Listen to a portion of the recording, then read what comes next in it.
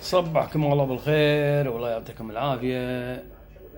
واليوم نعطيكم سالفة مالت المرحوم أحمد الحيي. أول يومين من الغزو، أول 3 أيام، أول أيام رايح أنا وياه خيطان، وطلعنا من خيطان على الشارع صوب حديقة الحيوان. عند حديقة الحيوان أنا عراقي بايق له سيارة تويوتا سيليكا، ما ادري عاد انتم تذكروها ما تذكروها، ما ادري، تويوتا سيليكا. دايق هيرن، التفتنا انا والمرحوم احمد الحيي، كان يقول الحين وين دوار ام العظم؟ انا طلعت ضحكنا.